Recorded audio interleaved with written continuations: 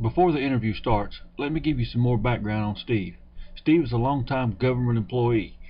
To obtain this job, he had to take extensive drug testing and extensive background checks. He has nothing to gain from telling the story. He's well respected by his co-workers and by the community. We feel that he is a very credible witness.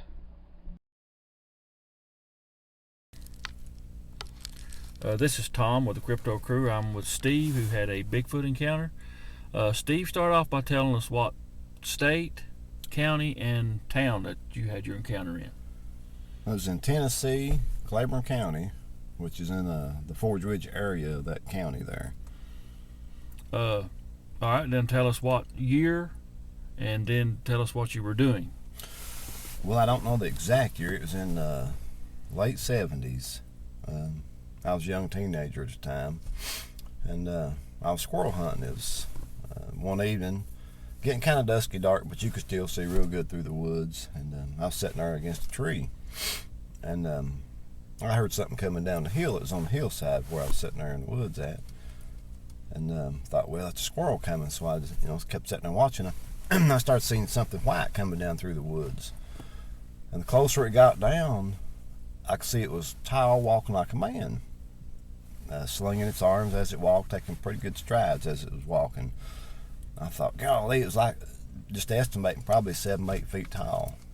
And it walks on down through the woods just about parallel straight out from me there. And it stopped and turned facing me. It just standing there looking at me with its arms hanging down beside it, and I was trying to make its face out. And like I said, it was only like 35-40 yards away from me, but I couldn't make any facial features at all out about it. And all of a sudden that thing screamed, just like a woman screaming. Is the only way I've always described it, real loud. And it turned and took a couple big leaps down the woods, stopped, and turned around and looked at me again, and started beating on a tree that looked to be probably, 6-8 inches diameter, something like that. And when it did that, I jumped up and took off back to the house. But, I don't know. What kind of gun did you have? Did you think about shooting at it? Or? No, Lord, I just had a shotgun, 20 gauge, but no, that was the farthest thing from my mind back then, That's why I was talking to Cliff. If I saw one now, would I shoot it? Would I run after it to see what it is, or would I run back to the house like I did the first time? So, until you encounter something like that, you might think you're going to do this or that, but it's a little bit different when you're facing something that you really don't, know what you're looking at. Well, what about the hair on it? Was the hair long, short? I couldn't really tell. As far as I could just see, it was solid white from the top of its head all the way down, and I couldn't tell you if its hair was, short, long, or what. It was just a solid white creature. I don't know, if it's short hair, long hair, what. And I say white, and I've heard them seeing white once, and then I saw one of the Bigfoot shows where they actually called them a gray, like where they maybe when they get older they turn gray like the rest of us do. That's a possibility.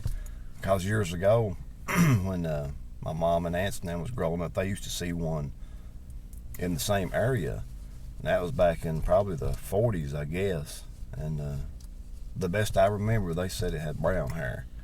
If it was the same one, like I say, it might have just got old, or either it might be a different one. I don't know. Well, had you heard of anybody else in that area seeing one about around the same time you did, or no? Was that anything that you was aware of at the time? No, never knew anything about seeing anything like that up in there at the time. No. How about strange noises now? You ever hear anything around that area? No, but believe me, I've listened. Well, how long did it take you before you went back hunting in that area? Well, it was probably a little while, but it wasn't that long really, because I've always hunted, but I still, even today, and that's been 30-some years ago, I'll still sit in the woods and think about that, Well, at the time, I guess it was pretty scary for you? Oh, yeah. You wanted to get out of there pretty quick? I'd say a rabbit couldn't outrun me down through there. Yeah, it was pretty frightening there. Well, a lot of times when people see things like that, it's kind of a life-changing event for them, because we're always told and taught that there's nothing like that out there. But right, yeah. But then when you see it for yourself, yeah, when you see it for yourself, it's just just like what I told Cliff, in the movies down at Knoxville there, that I've never cared who believed me. and still don't, never will, because I know exactly what I saw, and the only thing I can describe it as is a white Bigfoot. I mean, it was no animal that's around here, and it was no human, no bear, nothing that they say, well, it might have been this, might have been that, nothing. I mean, the only thing it can be described as is a white Bigfoot. About how long did this whole encounter take place? From the time I probably saw it till I jumped up and run, just a few minutes. You know, because from the time I saw it coming down the hill, it was taking pretty long steps walking down the hill there. And then when it got right in front of me, it stopped. And, you know, it didn't stand there long until it screamed, and it took, like I said, a couple leaps. And when it started smacking on that tree, I ran. So it probably just a few minutes, you know. Well, when it was smacking on the tree, did it make any more sound? Or? No. When it started smacking on the tree, it's when I jumped up and run. Which is what they asked me there, you know, at Finding Bigfoot. Said, did it make any other sounds? I said, I have no idea, buddy. I was going that way. But, you know, now, you know, since, you know, got older and everything, I'd love to see that again. You may not live to tell what it is, but I think, or I want to think, that I would go after it to see what it is. Well, I know a lot of times when you see stuff like that and you do take off, the only thing you can hear is the pounding of your own heart in your ears. Yeah. Well, actually, you know, I'd killed a squirrel earlier that evening, and I always carried a little pouch with me, put my squirrels in, and I left that laying there and never did go back and get it. Well, it probably got your squirrel. Oh, it probably did, yeah. In fact, I went back to the same place later on, you know, hunting. Of course, it wasn't there, but, you know, anything could pack something like that off. But, yeah, I don't really know whether it would have been it or... Well, you know, whatever. people always say when you see something like that, they always say, well, it was a bear. Mm-hmm. But yeah. There's no chance this could have been a bear. Ain't no way. No what would way. you tell somebody if they said, oh, you seen a bear? Same thing I've always told them. You're crazy. You don't know what I saw. I'm the one that saw it. No, it's definitely not a bear. I've never saw one walking on two legs like a man, slinging its arms as it walked. And its arms was longer. They come down a little bit past its knees when it was walking down through there slinging its arms. I picked up on that about how long its arms was. Did you notice any like ears or anything like that, or is it all covered with hair? It just evidently was just all hair, because I'm sure its skin probably wasn't white, so I just assumed it had white hair all over its face too. I couldn't make any details at all about it. Its facial features, and I was really trying to, because I was, you know, I'd never even really heard that much about a Bigfoot back then, you know, and I was trying to really see what that thing was, you know. So what am I looking at right here? And when we first started watching that Finding Bigfoot thing, they first started talking, and I guess the first episode we watched, they was talking about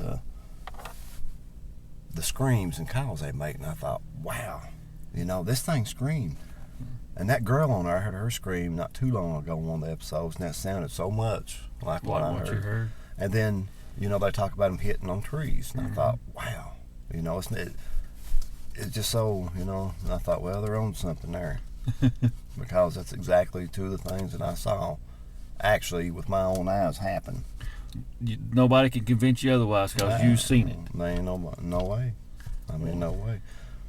You That's just like us sitting here talking now. If you go home tonight and somebody said you didn't sit here and talk to him about that, I know I did. You know you did. So, well, how long has it been since you've been back in that area, that same area? Oh, that's right across from where I live now.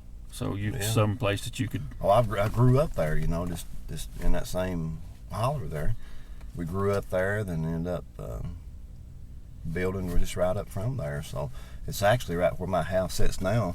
It's just right across the road on the hillside there. I can look at, you know, right where it was at. How often do you look out the window and see if you see anything? Oh, I look a lot, and I have all through the years. And like I said, I deer hunt all the time, and I don't think there's any days I sat there and it don't cross my mind about something like that walking back through there. I mean, you just don't forget it. Stays with you forever. It does, yeah. Well, I appreciate you telling us your story, and it's a good one. Always keep us posted if you see it again or think of something new. You might ought to invest in some trail cams, you know. Well, yeah, I thought about different things, but nobody in that area, you know, that I know of has saw anything like that. Mm-hmm. But like I was telling you this morning, a guy I knew, he said it came out in the papers back when we was kids in the 70s about people around the area seeing a white Bigfoot. I didn't hear anything about that coming out in papers. Of course, I wasn't interested in newspapers back then, but I don't know if I could research that and go back on the daily news to maybe find it. Yeah, Claiborne probably, maybe find it. I would say that would be archived in the library. It should be, yeah. And, on microfilm or something. I'd like to someday get over there and see if you could find something. Well, like if you do, let us know. I'd like to.